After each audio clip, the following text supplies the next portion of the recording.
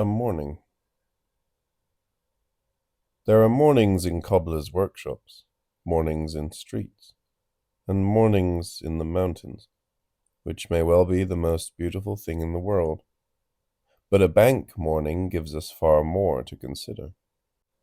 Let's assume it's Monday morning, surely the most morningish morning of the week, when the scent of Monday mornings is excellently disseminated in the bookkeeping departments of large banks. In such a hall there are, down aisles, about 10 to 15 rows of desks to pass in review. At each twin desk works a pair of people. One is accustomed to speak of a pair of shoes, so why not now and then speak of a pair of people? At the far end of the room stands the director's desk. The head of the department is a sack-fat man with a monstrous face on his trunk. The face presses itself directly onto the trunk without the help of a neck, is fiery red, and appears to be constantly afloat. It's 10 minutes past 8.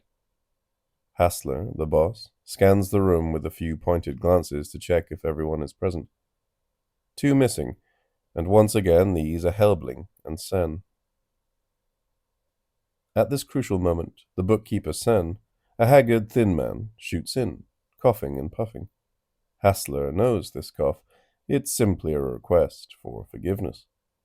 When people are too proud and too stubborn to open their mouths and properly excuse themselves, they cough.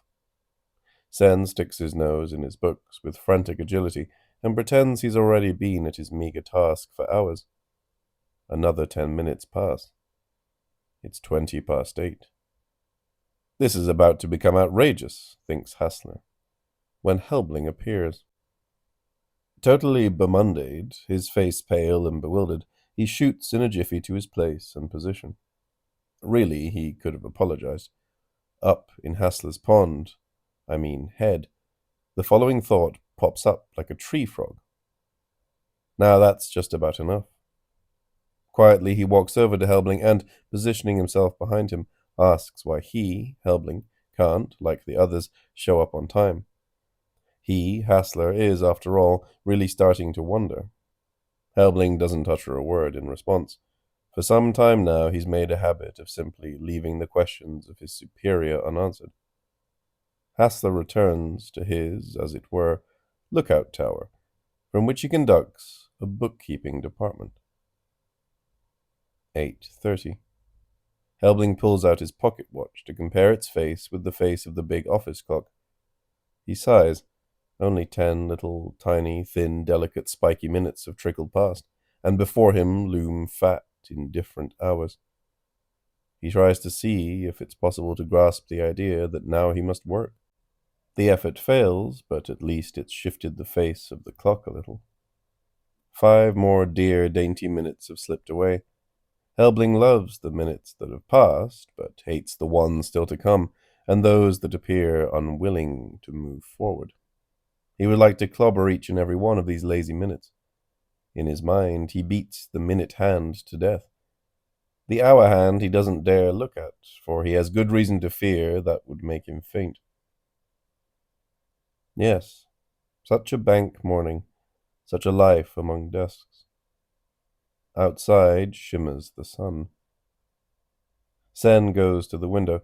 He's had enough, as he says, and rudely, angrily, throws open both sides to let in some air. This is not yet weather for opening windows, Hassler comments to Sen. Sen turns around and says words to his boss only an employee or a civil servant of long standing is allowed to utter. Soon, though, Hassler has had it and refuses to tolerate that tone of voice. With this, the conversation is cut short.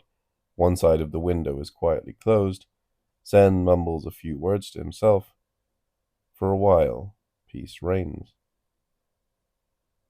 5 minutes to 9. How horribly slowly time passes for Helbling. He wonders why it couldn't as well be 9 already. At least that would be a whole hour. Afterwards, there would still be more than enough left. He peels away at those 5 minutes until gradually they're gone. Now the clock strikes 9. A sigh from Helbling accompanies every stroke of the clock. He plucks out his pocket watch. It too shows 9. This Double verification depresses him. I shouldn't be looking at my watch so often. That can't be healthy, he thinks, and starts to play with his mustache. This is noticed by one of his colleagues, the country Meyer, who turns to the city Meyer and whispers, "Isn't it a shame how Helbling is wasting time again?" At this whispered comment, a rectangle of heads turns in the direction of the mustache being twirled. The movement is observed by Hassler, who soon catches on and, for a change, once again quietly goes to Helbling and positions himself behind him. "What are you doing there, Helbling?" And again the impertinent man doesn't answer. "You might be so good as to answer me when I ask you something." Now, this is really going too far. This attitude of yours. First, you were half an hour late. Helbling says, "That's not true," and wants to go on. "I was only 20 minutes late."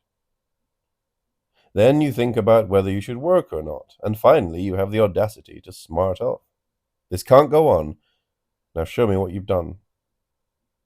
And Hassler examines, more with his chin than with his eyes, what Helbling has done so far. He notices 3 figures and the rudiments of a 4th. Was that all? Helbling says he had intended to work, but as there were no proper nibs left, it was difficult to make any headway. Then he should kindly, as soon as he sees fit, go and buy new nibs. Rotten excuse. And Hassler swims back to his fortress. Upon arriving, he pulls an apple out of his desk and arranges a second breakfast. Helbling takes the opportunity to quickly go somewhere. Country Meyer draws his colleague's attention to Helbling's having gone somewhere. For all of 13 minutes, they've been precisely counted, Helbling has been outside. During this time, about 10 younger and older colleagues have approached the desk and gazed upon the 3 figures, the accomplishments of the one outside. A moment later, all of bookkeeping knows that Helbling manages 3 figures an hour. Country Meyer has gone from desk to desk and seen to the topic's general circulation. One of them goes out to see what he is doing. Later, this he steps back in. Meanwhile, it's 9:30. A bright, lovely female voice from outside resounds into the hall, apparently a vocalist exercising.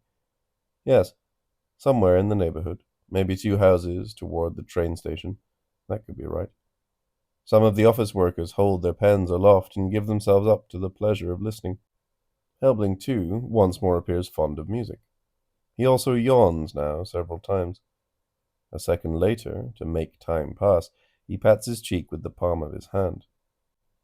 The patting takes about 5 full minutes. Now he's patting himself, Country Meyer whispers in the ear of City Meyer.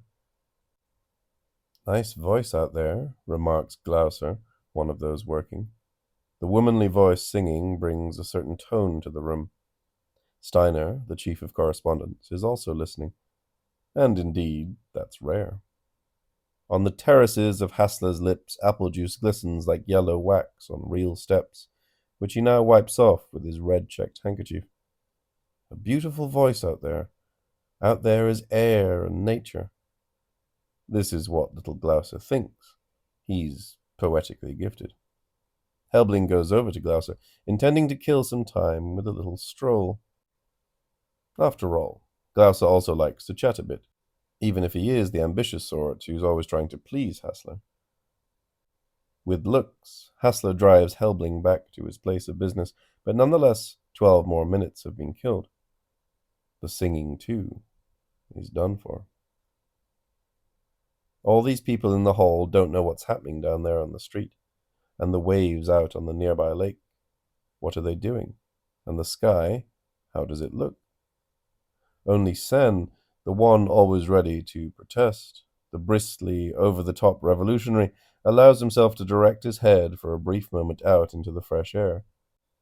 But for that, he's reprimanded from the captain's cabin with a hissing, elongated, "This is unbelievable." Hassler shakes his public park, or head, disapprovingly from side to side, whereupon Sen, once again only to spite Hassler, pointlessly begins to erase in his books with the erasing knife, which his boss hates more than anything. 10 o'clock.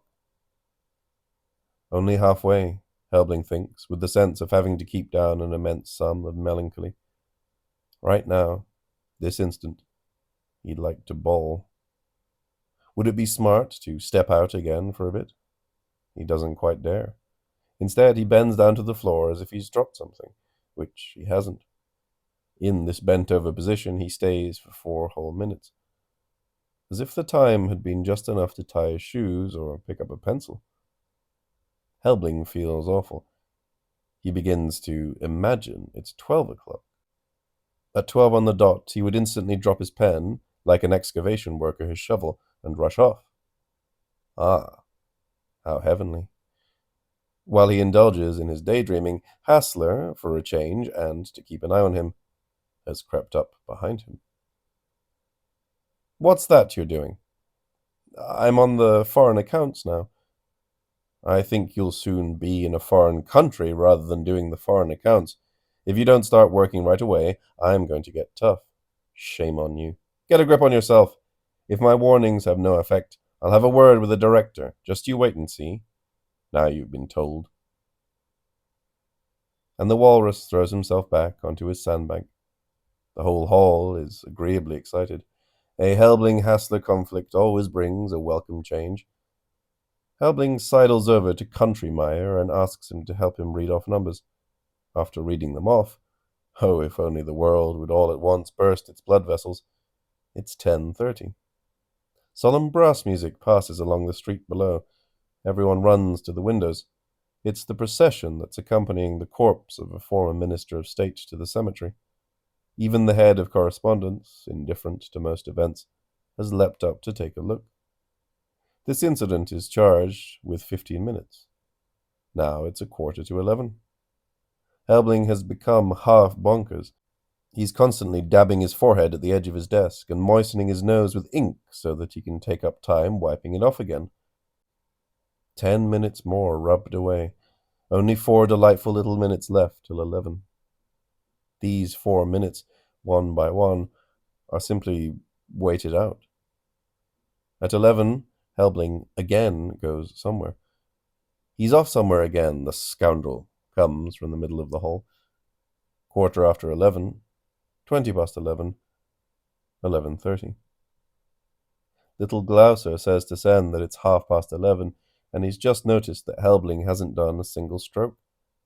Countrymeyer goes to Hassler to tell him that he will have to leave half an hour early today because he has a very important errand to run. Helbling turns around to listen to the conversation. He's incredibly jealous of Countrymeyer.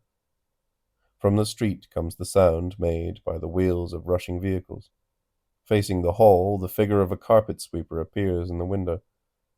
Helbling passes a good 15 minutes staring over there. To begin working now, in his opinion, already seems too late. Sen prepares to cast off. Helbling observes Sen about to depart. At 2 minutes to 12, various people don their hats and put on their coats.